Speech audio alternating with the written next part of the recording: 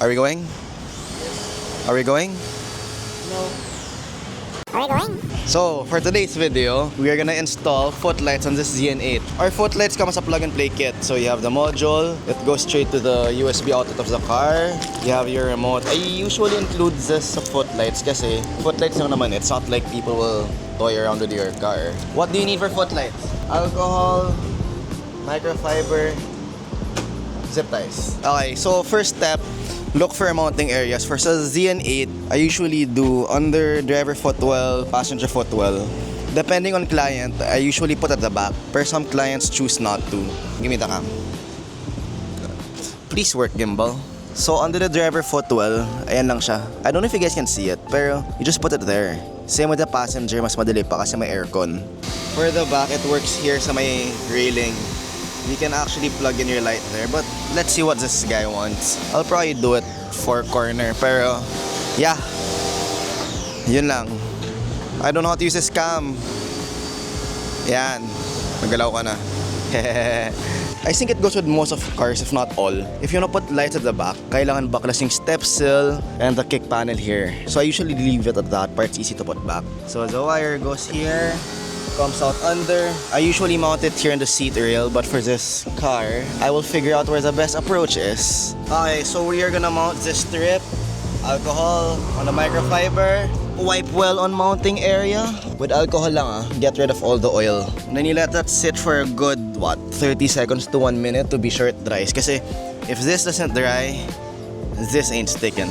So again, no dry, no stick. Not good, that's a problem. So take your time.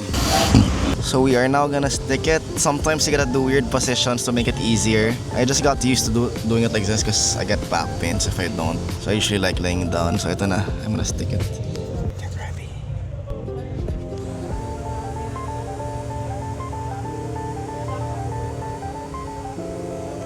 Bang! And just like that, nakadikit na yung footlights niyo. Okay na. We end the vlog. Yan na yung footlights niyo. Tapos na yan. Hindi, joke.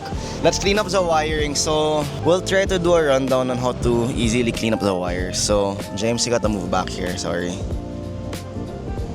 I'm sorry. So now the footlight is stuck up there. We got a wire. So usually, I remove the kick panels to make it clean. So I go the extra mile by removing this weather strip. So you just pull it out. You stop till here, and this one goes until here lang, so that this wire can literally sandwich inside. So you get flawless OEM installs all the time, just like how we do it here. So you use this as a basis. You have to add a little slack here to be sure na the wire moves. Oh, ang dami pa palang wire, so we can pull it more. Something like that. I'll clean it up later kasi I'm doing it with one hand. And then this one, you just zip tie up here. Keep tension. Tension's always the name of the game. And yun na yun. You're done. All within 30 minutes. Okay, budol success, my dudes. Kumuha ng carpet bundle with the footlights. So malaking discount ito. You have to come here to find out. Carpet is in. Align it really well. Okay. Now, the cool part. The moment you press ignition, lights go on. Oh no, the key. Can you grab the key? We need to get the keys. What a fail. A few moments later. Green. Anong color to? Yellow, red, blue, purple. Nagmukhang blue dahil yung blue cool look. It's freaking glowing, man.